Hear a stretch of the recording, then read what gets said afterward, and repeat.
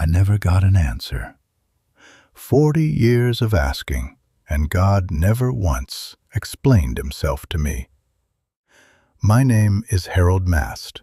I'm 77 years old, and what I'm about to tell you is the most honest thing I've ever said out loud.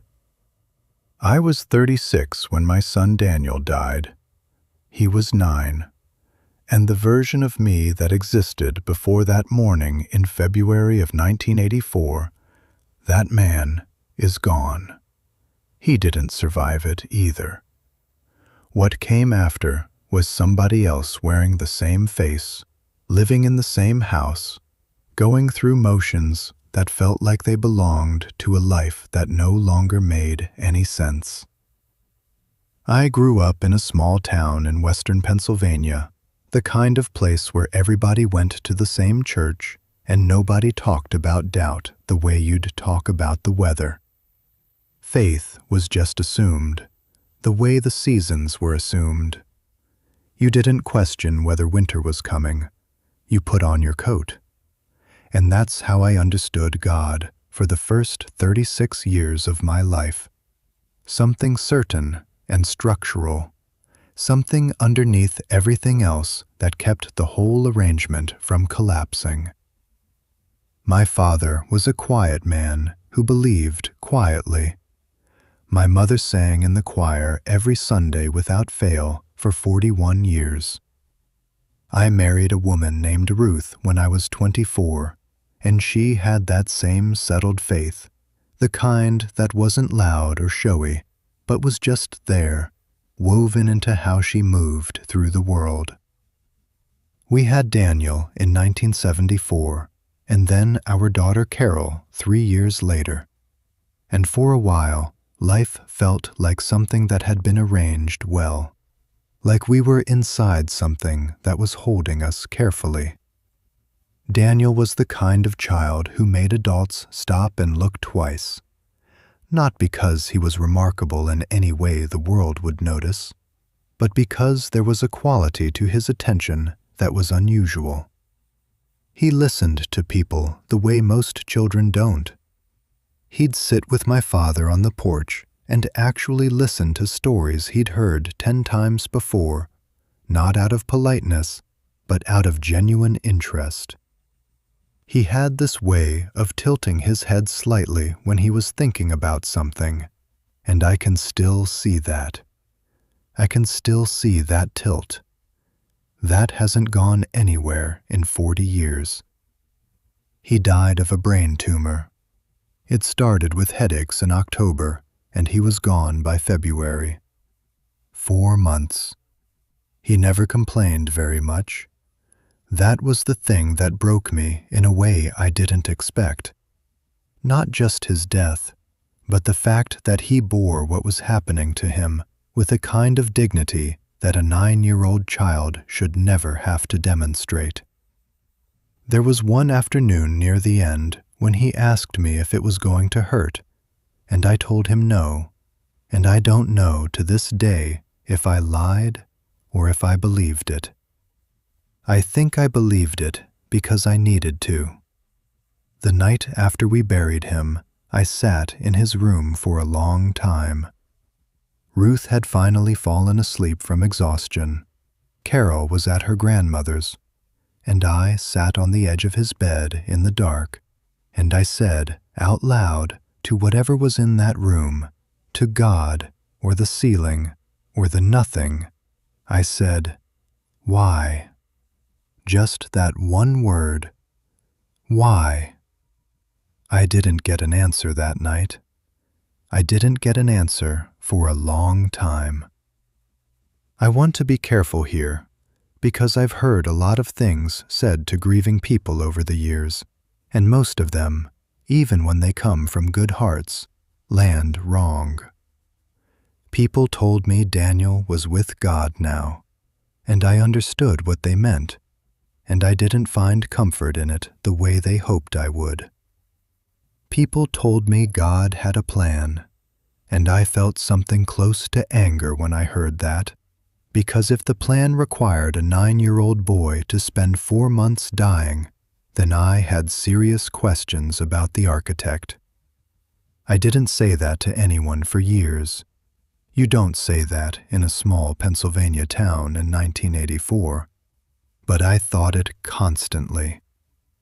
For about 3 years after Daniel died, I stopped praying entirely. I went to church because Ruth needed to go, and I wasn't going to leave her alone in that pew. But I sat there like a man waiting for a bus that wasn't coming. I sang the hymns because my mouth knew the words, but the interior of me was locked shut. I was angry in a way that had no clean target, and when you're that angry with no clean target, the anger just sits inside you and pickles everything. Ruth and I didn't talk about it much, which I think was a mistake we made out of love. We were each trying to protect the other from our own version of the darkness, and what that meant in practice was that we were both alone inside it. She had her faith to hold on to, and I didn't want to take that from her, so I kept my arguments with God private. 40 years later, I'd say to any couple going through loss, don't do what we did. Don't protect each other into separate silences. But we didn't know any better, and we did the best we could with what we were. What started to shift for me wasn't a revelation. There was no moment of light.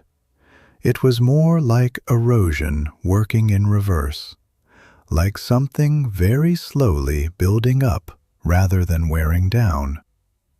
It started maybe 5 or 6 years after Daniel died, when I began to notice that I was still here.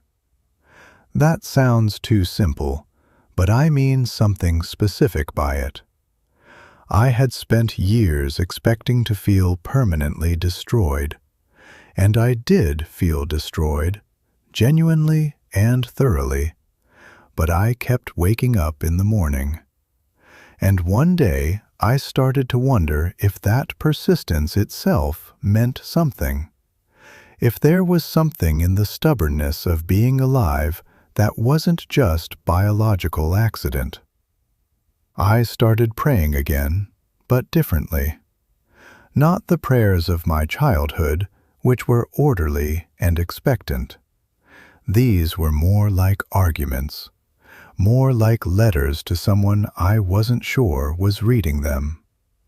I'd say, I don't understand this, and I need you to know I don't understand this, and I'm not going to pretend otherwise. That felt more honest than anything I'd managed before, and honesty, it turned out, was the crack that let a little light in. Over time, and I mean years, not weeks, not months, I began to separate two things I had always held together. I had always believed that if God was real and God was good, then the world should make sense in a way I could follow. That terrible things should have legible reasons. That a father should be able to understand why his son died. And I carried that belief like a contract, and when the contract wasn't honored, I felt cheated. But somewhere in my 50s, I started to wonder if that contract had been my invention, not God's. If I had written the terms myself without realizing it, and then blamed God for breaking them. I'm not saying Daniel's death had a reason I just can't see. I want to be honest with you. I'm not going to tell you that. I don't know if it had a reason. I don't know if the universe is arranged in a way where things like that have reasons, or if the concept of reason even applies. What I came to believe, slowly and incompletely, is that my inability to understand something is not the same as proof that it is wrong or cruel, or indifferent. I am a man with a limited vantage point. I always have been. And the part of me that demanded a full accounting from God was the same part of me that thought I was owed one. And I'm not sure that part of me was right. Carol gave me my first grandchild in 1998, a boy. She named him Daniel, and she called me before she told anyone else. And I sat down on the kitchen floor when she told me, because my legs simply stopped working for a moment. That child grew up to be one of the central facts of my life, and I have watched him become someone good, and I have thought many times that I would not know him the way I know him if I hadn't gone through what I went through. Not because the suffering was worth it. I wouldn't trade one morning of Daniel's life for anything that came after. But because grief, if you stay inside it long enough and don't let it harden into bitterness, changes the quality of your attention. It makes you slower, more present, less willing to let a good moment pass without noticing it. Ruth died 11 years ago. Pancreatic cancer, which is a cruel and fast thing, and I was with her at the end, and I held her hand, and I said to her what I believe she already knew, which is that she was the best part of the life I was given. After she died, I sat with grief again, and it was different this time. Not worse, not easier, just different. Because I was older and I had practice, and because somewhere underneath it I had made a kind of peace with the fact that love and loss are not separate events.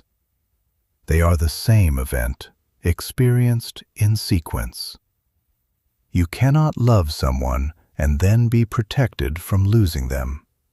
That's not how it works, and I had stopped expecting it to work differently. People sometimes ask me now, at 77, whether I'm afraid to die, and I tell them honestly that no, I'm not. Not primarily because I'm certain of what comes next. I'm not certain of very much anymore, and I've made my peace with uncertainty too. But because the worst thing I was ever afraid of has already happened. I lost my son. I lost my wife. I have grieved so completely that dying feels less like an ending than a completion. I don't say that to be dark. I say it because it's true, and because I think it might be useful to someone who is early in a grief and cannot imagine surviving it. Here is what I want to say to you if you are in that place. I want to say that I sat in my son's dark room in February of 1984 and said one word to God and got nothing back. And I want to say that I am still here, and I am not broken, and I do not fully understand how that is possible, and I have accepted that I may never understand it. The not understanding is not defeat. The not understanding is just the shape of a human life, which is always smaller than the questions it carries. I believe in something. I cannot name it precisely or defend it in an argument. But I believe that Daniel mattered, and that his 9 years were not wasted, and that the love I felt for him did not become nothing when he died. I believe that because the alternative, that love disappears with the person you aimed it at, has never felt true to me. Not in 40 years of sitting with the question. He would have been 49 this year. I think about that sometimes. I wonder what he would have been like, what kind of man the boy with the tilted head would have grown into. I don't torment myself with it the way I used to. Now, it's more like a gentle wondering.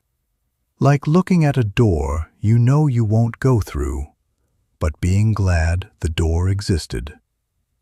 I never got my answer, but I got something else I didn't ask for and wouldn't have known to want.